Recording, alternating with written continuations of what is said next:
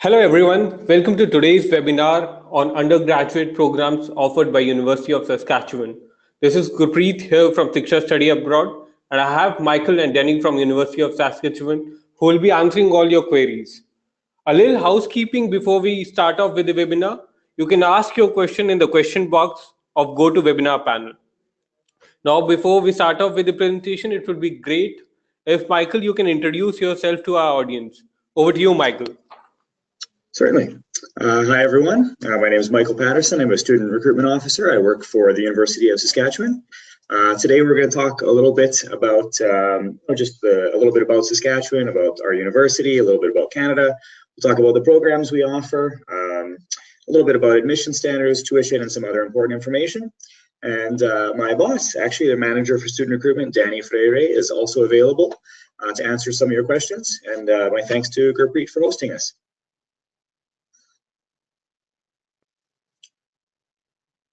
Well, Michael, you can start off with the presentation now.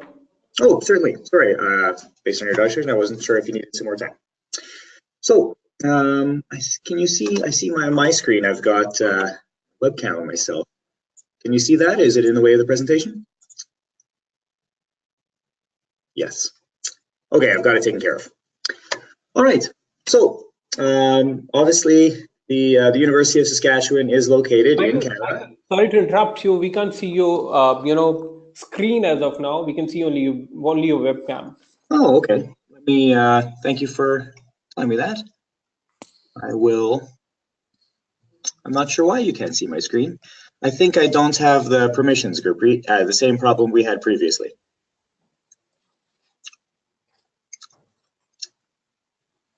So I've given you the panels right now. So previously, sorry for the technical difficulties, everyone. So previously, I'll take this off the webcam. Yeah, currently on my screen it says waiting to view Gurpreet Singh's screen. I believe it's the same issue we had before, where originally, there we go. I can see your screen.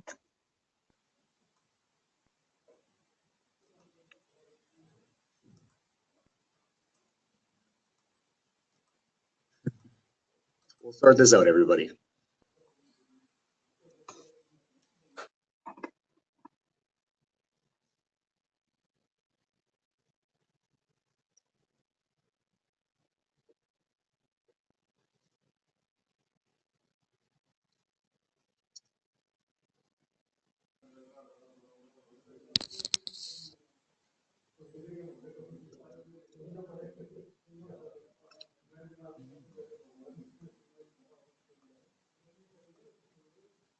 Well, there we go. I've now got it saying I can show my screen. Is that better? That's good, Michael. Really sorry for the technical difficulty. Oh, no, not at all. So we'll get started. I'll throw my webcam up there as well, in case anybody else wants to see that. We can see you now. Great. Okay. We'll get going along. So, obviously, like India, Canada is, quite a large country. There's a lot of different geographies, a lot of different beautiful places. We are right down in the middle. Canada is well known for being, quite a welcoming country, and that applies to immigrants as well, especially the area that we live in, Saskatchewan. In fact, in all of Canada, 1 out of 5 Canadians are actually foreign-born, so they come from other countries. We really are a country of immigrants, and have open arms. Saskatchewan itself actually has something called the Saskatchewan Immigrant Nominee Program, where for skilled workers and those with strong educations, we help the visa process along, or I should say our government does. That's not something the city gets involved in. And, we think it's a beautiful place to live. In this shot, you can see the prairies, which are just outside of the city in which our university is hosted. As for the city itself, it's a mid-sized city. It's about 250,000 people in it. We like that a lot. It means we don't have to deal with, some of the traffic issues or pollution or garbage of some of the bigger centers. But we do have, all the amenities of a larger city. So, here, for example, you can see the Austin Valley. There's a beautiful river that runs through the middle of the city.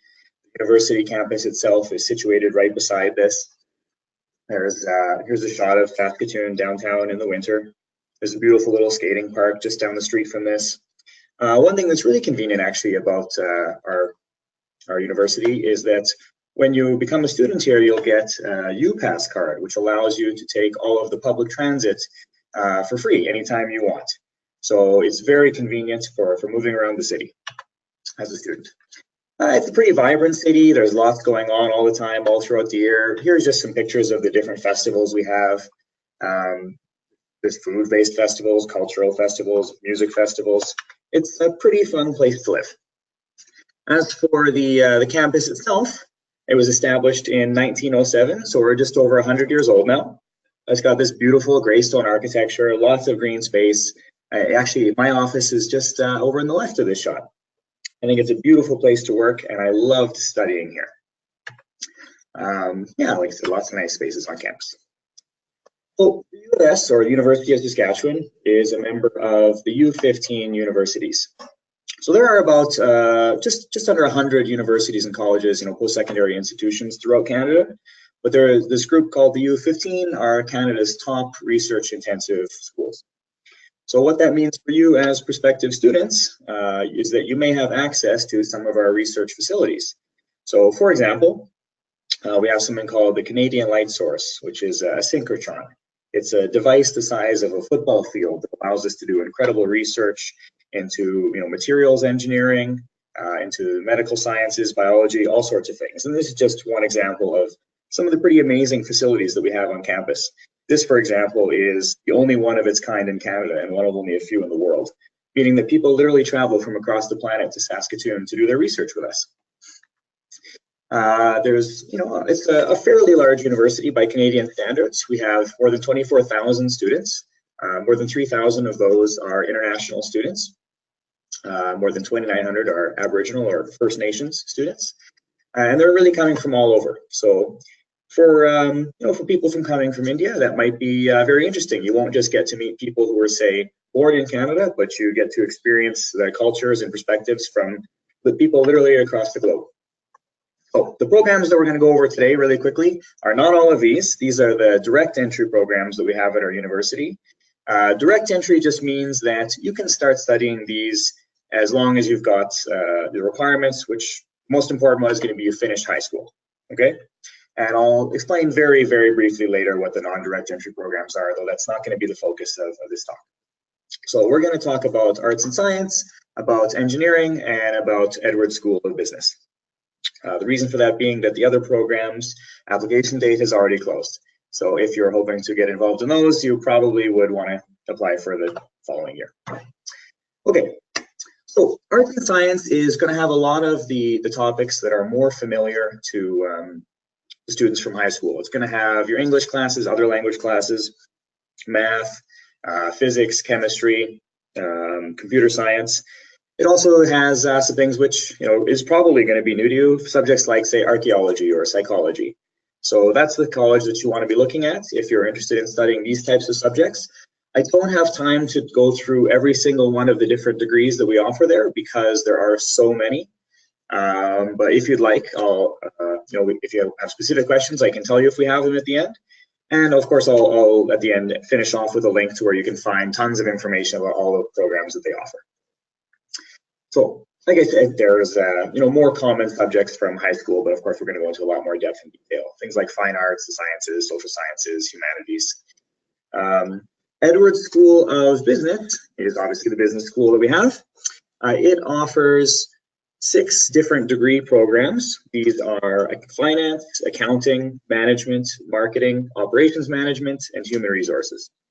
So these are what is offered at the undergraduate level. If you're interested in like a bachelor's of business administration, this happens at a master's level, which is after undergraduate degrees. So if you're interested, it is possible to combine a business degree with law or arts and science or agriculture and bioresources. What path you want to go is going to be up to you. A really awesome thing about this college is that the first year of study for all 6 of the programs is the same. So let's say that you feel like business is a good fit for you, but you're not exactly sure what aspect of business you're most interested in or is the best fit. That's not going to be a problem. All first-year business students take the same core business classes, so some background maths, these types of things. And then after they've had a bit of a taste for everything, then they'll have the opportunity to actually choose their specialization in their second year onward. Probably the best thing that Edwards does for its students is help them make connections within and outside the college. So obviously that'll be, amongst the students and faculty, you're going to do tons of group projects as a business student. Those might turn into, startup partners later on or coworkers. But probably the most helpful one are going to be the connections that the college helps you make to industry. So they have a fantastic internship program that you're welcome to enroll in. And in fact, I believe the number is something around 95% of the students that go through their internship program actually have jobs waiting for them the day that they graduate. So it does mean you have to take a little bit of extra time to complete your degree, because you would take a break from your studies, usually between half a year to a year and a half to go work, but you are getting paid during that time, and paid pretty well. Students often ask if you have to pay tuition while you're doing an internship. And yes, you do, but it is significantly less than the standard tuition when you're taking classes. So that's something that we strongly, encourage students to look into. It is absolutely available to international students. So I'll go over engineering very quickly. I think a lot of Indian students have a good sense of what that is. So the 8 different disciplines that we offer, you can see available here: chemical engineering, civil engineering, computer engineering, geological, environmental, engineering physics, electrical engineering, and mechanical engineering. So a lot of students wonder what the difference is between computer engineering and computer science. I know in India, a lot of people have, a lot of universities refer to a degree as IT or CBSE. So computer science is a lot more it's entirely focused, I should say, on the software side of things. Computer engineering does have that component, but it's more of the fusion between the software and the hardware. So you will also have a lot of classes with the electrical engineers, but a lot of jobs that are available to computer scientists are available to computer engineers. It goes both ways. It really depends on what is of particular interest to you. So just like the business program, all engineers take the same core classes in their first year. Those are going to be sciences, maths, and some core engineering principles. So once again, you don't have to make up your mind as to what discipline is the best fit for you until you've had a sample of all of them. Also, like business, not all of our programs are the same. There's just a lot of similarities between how business and engineering does things. Just like business, there's a strong internship program called EPIP, the Engineering Professional Internship Program. My understanding is that the employment rates for students who complete this program is actually like upwards of 99%. So it's fantastic if working in Canada is a goal that you have. Once again, you do get paid, and these internships can go as long as 16 months actually. So if you're looking to make some money while you're a student and get a lot of experience, it's a strong opportunity. Of course, if 2 students finish with the same degree, but one of them has a year or a year and a half of work experience, and you apply for the same job, obviously the student with some experience is going to be likely to get that. So in terms of admission requirements for what you're going to need to get into these different programs, obviously we expect you to graduate high school. That's hopefully not a surprise for anybody. The next thing we're going to do is take a look at your admission average. So we're going to calculate this probably, or maybe a little bit differently than you might be used to. Under the Canadian system, students typically graduate with around 10 classes in their grade 12 year. I know that on their board exams, Indian students typically have around 5 classes. We require 5 classes to calculate your average for admission, but we need 5 from specific categories.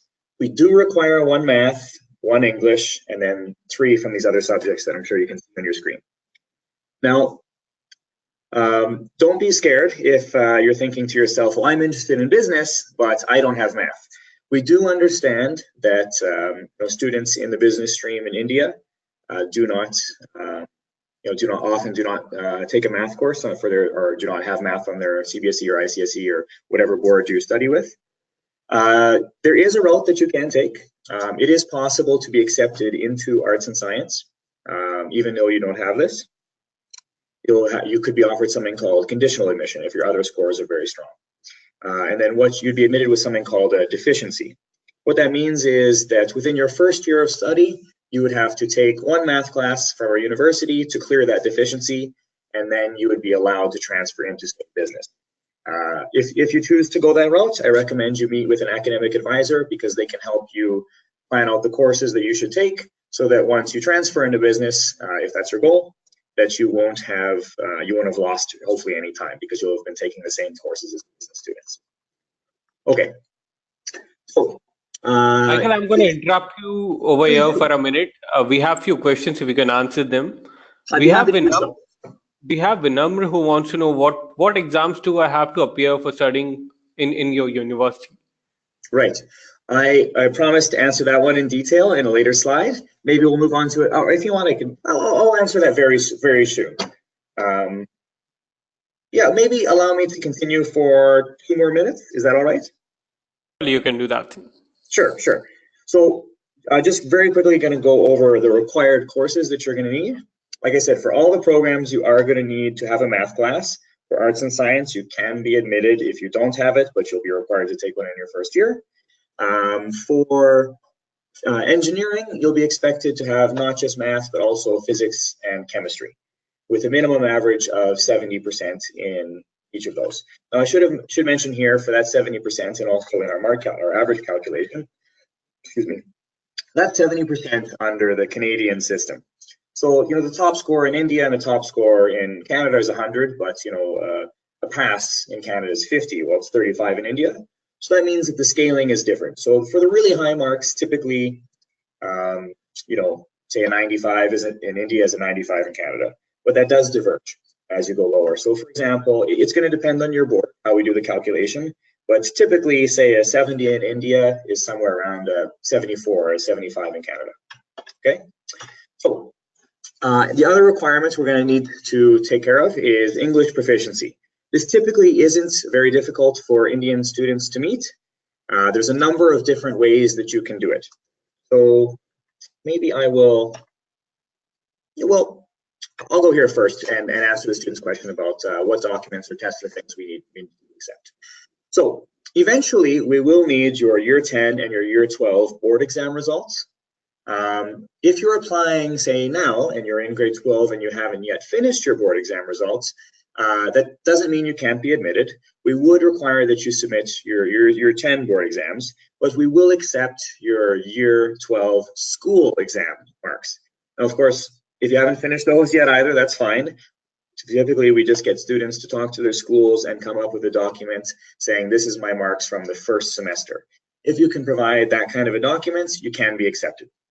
If you're, say, in grade 11 or younger right now, you're not thinking of applying this year, I'll let you know that if you apply typically by the start of December, you can be admitted with your year 11 final school marks.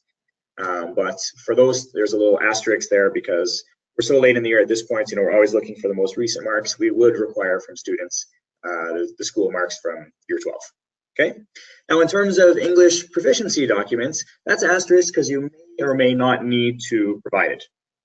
So if you are studying, under the CBSE or ICSE board education boards, if you did both your year 10 and your +2 with those boards, and on your exam results it says English or core English, not English communications or not functional English, okay? If it says just English, then you actually don't even have to write a test or anything like that. We accept that as proof of English proficiency. If you wrote only your +2 but not your 10 under the CBSE or ICSE board exams, then I have to double check this. I'm sorry, I don't remember off the top of my head. I believe you need I'm 90% sure that you need a minimum of 80% on your year 12 board exam. Okay. Now, if you are going to be taking it, that can be, again, like if those marks are expected to come, we can accept that. So if you have a lower score than that, or say you don't have CBSE or ICSE for your board exam, or for your education board, sorry, that's all right.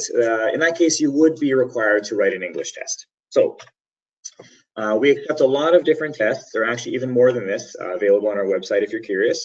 The most common one for Indian students to take is IELTS. We require a minimum overall score of 6.5 with at least 6 in the individual categories, okay? And you can see the other scores available there. And if you have questions about that, you're welcome to ask me. The last document that I'm going to mention is a passport. It's technically not a requirement to be admitted, but we usually put that on there because it's helpful for the admissions officers to confirm your information. Okay, so I'll be happy to take other questions if I haven't answered them at this point. We have Akshat over here who wants to know, he's presently doing diploma right now and he want to know, am I eligible for the undergraduate program in computer science of your university?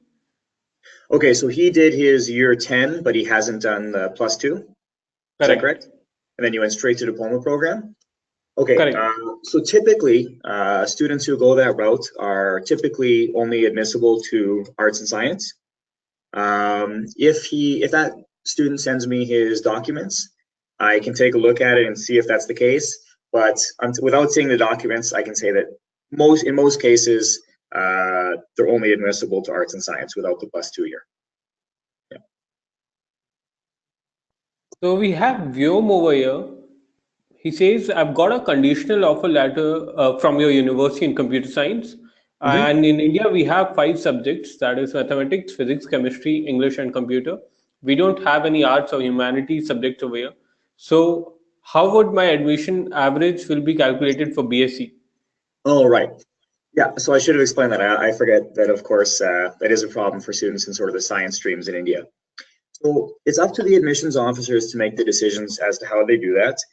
Typically, what they would do if you don't have any sort of arts or social science is that they will actually double count your English. So they would, for example, though they're going to take math, they're going to take that English.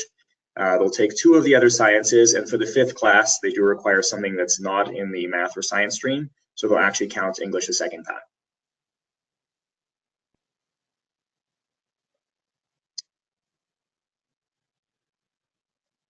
Any other questions, or should I continue on? We have one more question. Sure. From Sakshi Kadam. She wants you to repeat the subject requirements. Oh, certainly. Sure.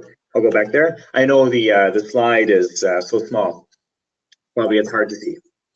So for arts and science, it says that the only requirement is to have a math course, but we talked about how you can get in without it as long as you complete one in your first year. But this requirement is only math. It's a little bit misleading. It's correct that you only need math to get into the college. That's what we call them, college faculty, same thing. To get into the College of Arts and Science, you only need the math. But individual courses can have requirements. I wouldn't be too scared about this. It's pretty much common sense.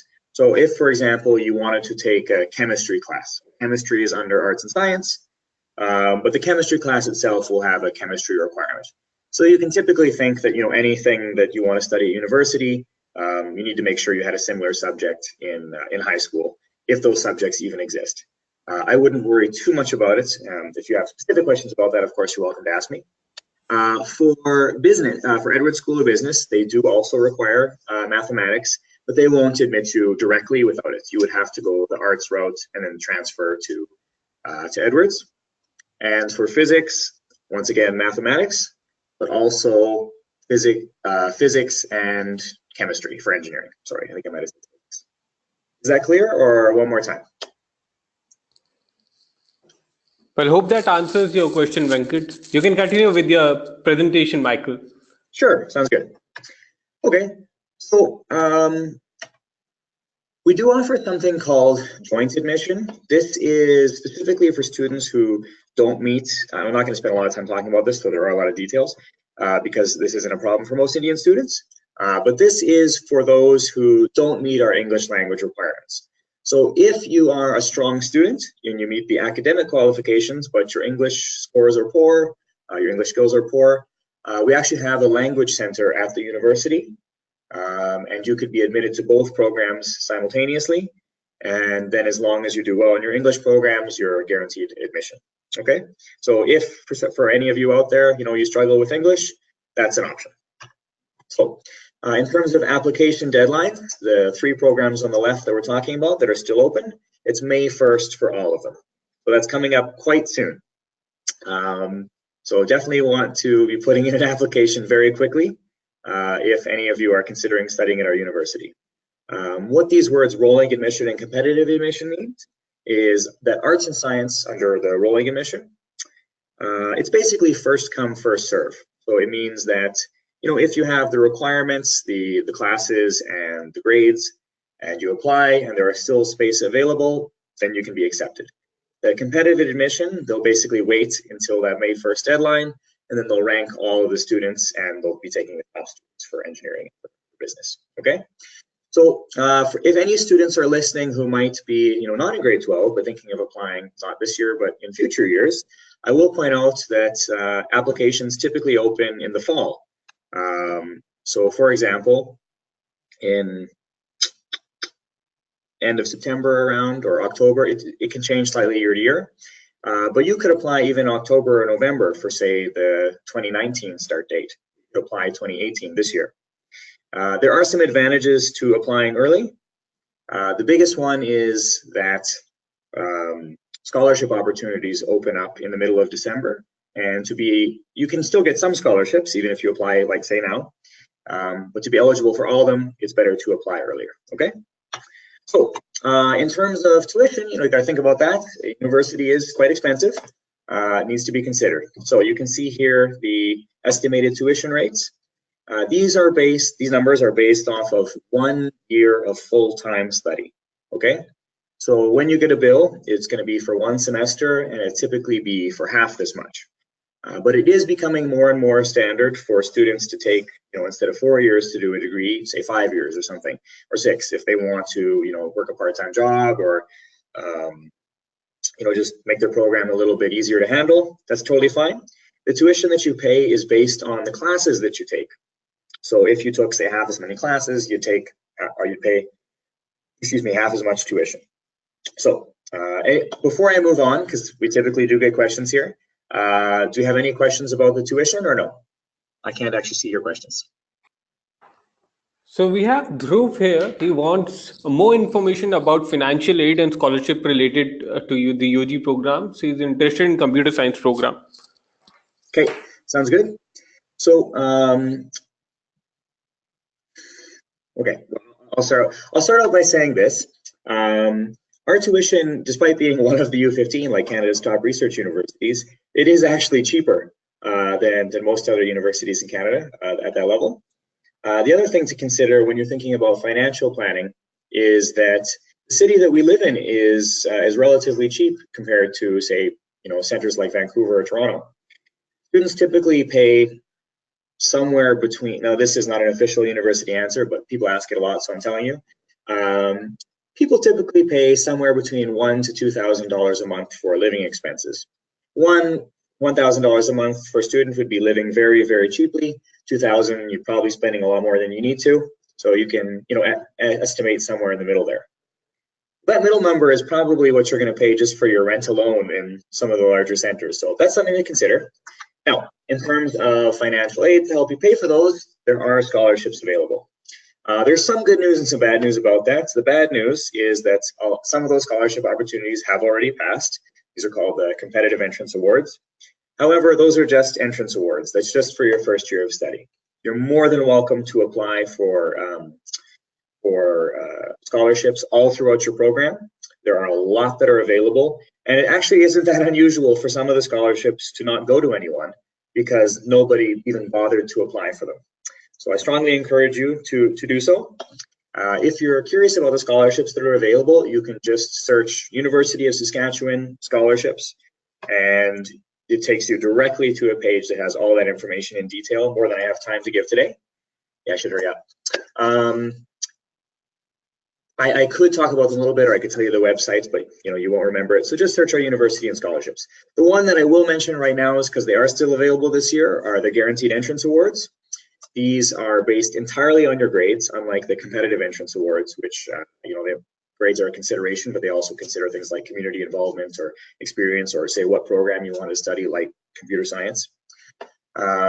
So the Guaranteed Entrance Scholarships, the minimum is 85%. You get a free $500. You don't even have to apply. You're automatically considered.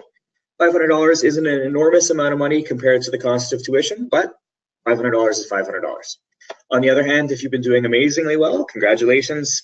You know, you got 95% or greater, congrats, here's a free $3,000. So something to consider. In terms of the non-direct entry programs, these are the ones that I said I'd mention earlier. I'm just going to really quickly go over this. If you have an interest in studying any of these, you need to spend a number of years studying the direct entry programs first, like say arts and science or engineering or business, before you can apply to these. Now the number of years is different. Like I said, I'm not going to go into detail. I'm sorry to say that for dentistry, medicine, and veterinary medicine, those are only open to Canadian citizens and permanent residents, because if you study those, we really don't want you to leave. We want you to stay in Canada. So there is a route to that. You know, some foreign-born students are admitted, but you'd have to apply for permanent residency first. But if you're interested in law, nursing, nutrition, or pharmacy, that's definitely an option. So I think I'll just, in seconds, go through the rest, because I don't want to spend any more time on the presentation. I'd like to have more opportunity for you to answer your questions. Well, I did highlight business and engineering for their internship options, but if you're willing to do a bit of the legwork yourself, it actually is possible to set up internships or research projects within any program and really at any stage of your undergraduate degree. There's also, you know, summer projects to get work with professors, for example. There are tons of student support services and supports on campus to help our students succeed. The one that I'll highlight, because this is a talk to Indian students, is the International Student and Study Abroad Center. I'm not sure why, but there's some words missing there on your screen, but not on mine. Anyway, they help, you know, international students who come, you know, prepare for Canada and life in Canada, deal with a bit of the culture shock. They'll help you go shopping for winter clothes before winter arrives, so you understand, you know, how to dress in our winter climate. They'll take you on all sorts of trips if that's something that you're interested in. They're a really awesome group, and they provide a lot of supports to students. There are residences available to students. I'm not going to spend any more time talking about them unless I get specific questions. A lot of opportunities for teams to get involved in on campus. So a couple that I'll highlight because we're interested in engineering and business. Business runs something called JDC West. It's a really interesting business competition every year. Engineering has something called Husky Motorsports. Huskies, that's our varsity team. So the engineers, they build and race their own race cars. It's not even for class credit. They just do it because it's cool. There's another group called the University of Saskatchewan Space Design Team that competes in NASA challenges every year.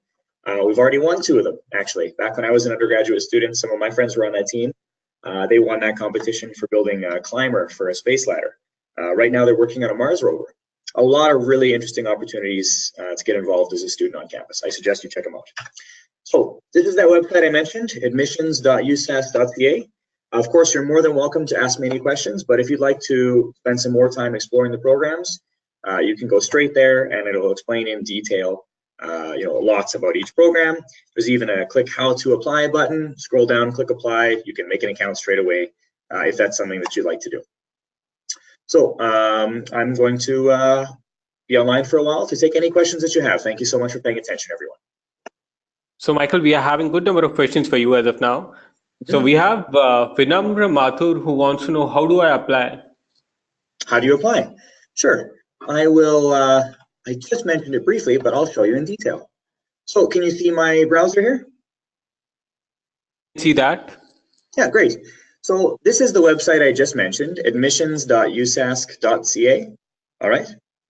So here's that website. Let's say you wanted to go to the programs that I just mentioned. Those are all here. You can click by subject here and it'll guide you down. All these are different undergraduate degrees you can study.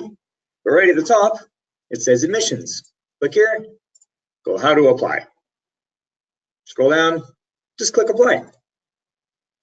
So what do you want to apply for today? Well, these students are looking for undergraduate programs, bachelor's degrees for arts and science, for Edward School of Business, for engineering. So you select that one.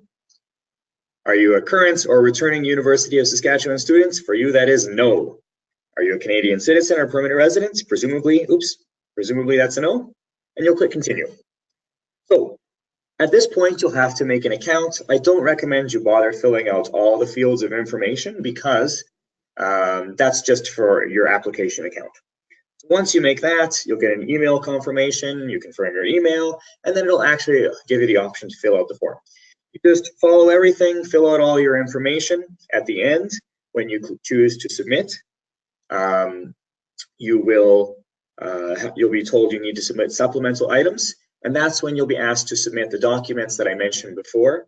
Your transcripts from school or your board exams, IELTS if necessary, passport if you have it would be great. Okay. Then also after you pay, you'll have to pay the admission fee. It's not considered a submitted application until you pay the fee, which is 90 Canadian dollars. Trying to see if there's any problems students run into regularly when applying. Oh, one confusing for Indian students. So under the Canadian system, we typically, even in high school, separate classes by semester. I'm not sure if it's everywhere in India, but I know a lot of Indian students have told me that all their classes are all year. So there is a section that says, tell us about your all your classes, but you'll think it's weird because you've already entered all that information. You just have to enter it again. Because under the Canadian system, they enter all the classes that they're taking and then they specify which ones are full year classes. But for many of you, they'll all be full year classes, and we understand that. Any other questions? Hope that answers your question, Vinam. We have one more question. The students want to know in detail fee structure of the BTech program in computers. Okay, so our degrees aren't called BTech, it's a bit different naming. So we have Bachelor's of Science in Computer Science and Bachelor's of Engineering in Computer Engineering.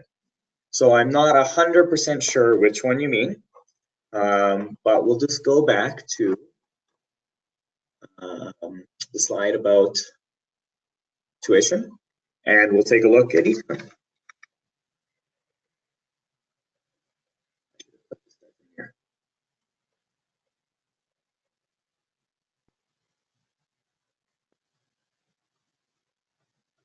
Here we go, tuition. So the total estimated tuition, now I say that it's estimated, but it's a very accurate estimate.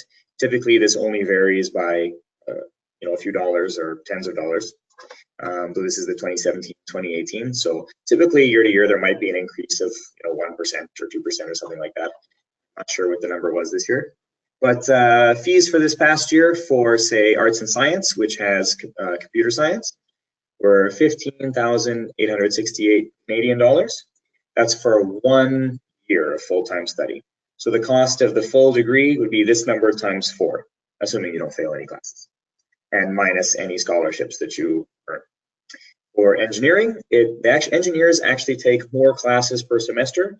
A full course load for the other disciplines is 5 classes in 1 semester, 10 in a year.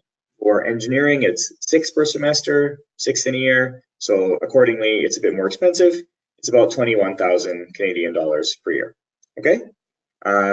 Probably there's lots of students wondering about that. So if they have any more questions, please feel free to say so now.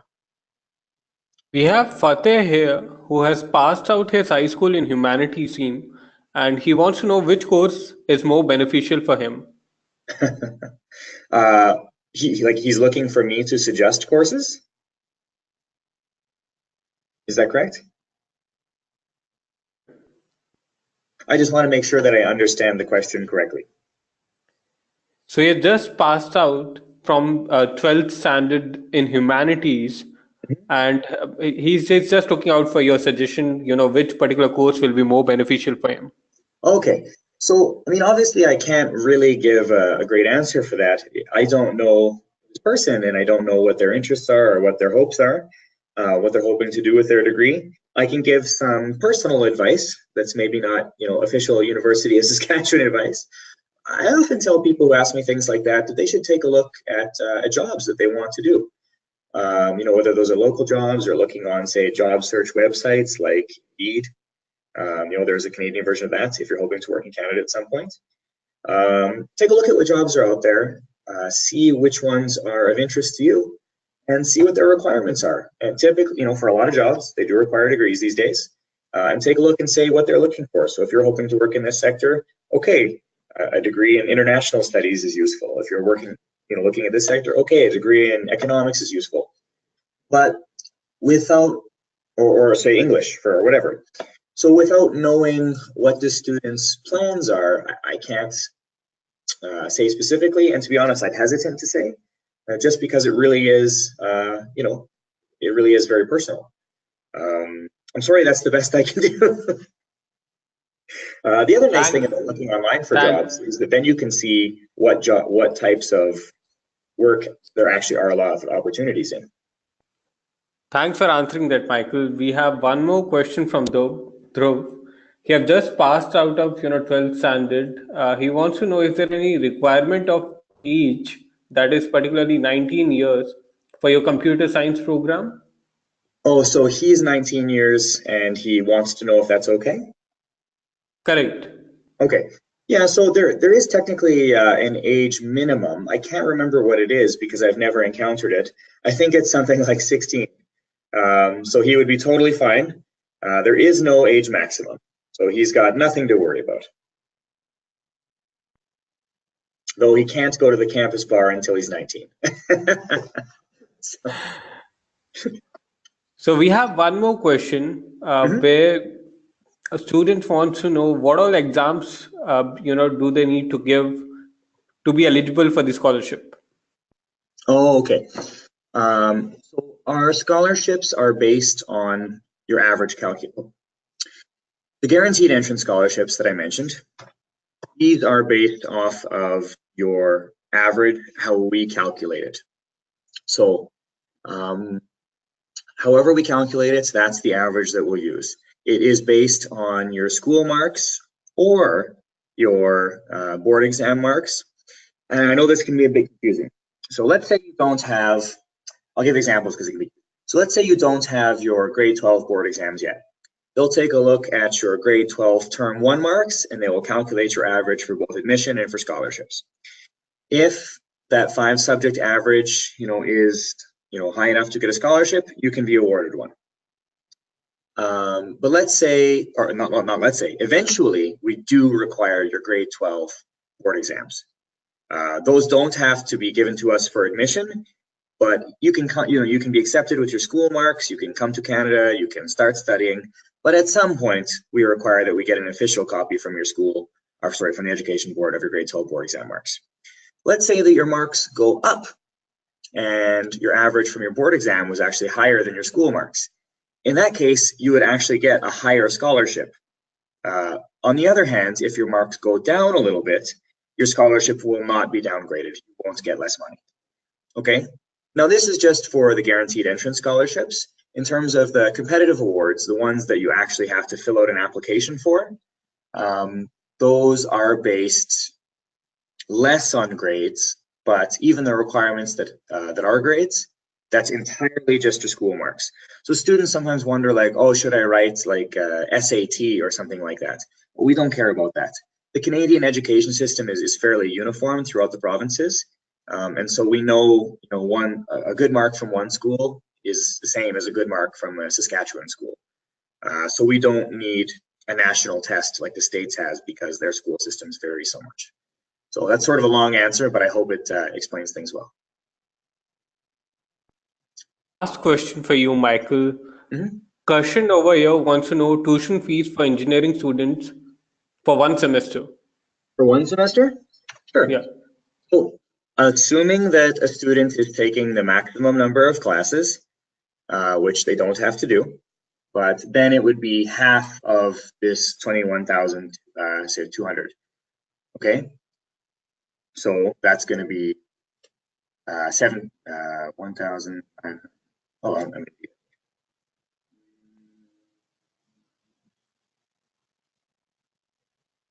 About $10,500. About $10,600. Yeah, that's right. Thanks for answering that, Michael. What's that? Yeah, we're gonna with this we're gonna end this webinar. Sounds good. Thank you very much for your time, Michael. Thank you everyone for attending. Yeah, it was a pleasure. I should have put my personal email on here if anyone wants access to it. Is it all right if I give that out or no? Yeah, surely you can do that thing. Sure. So I will. I'm gonna write something on the screen rather than try and. I'll just open up a tab here and spell it out so you can see it.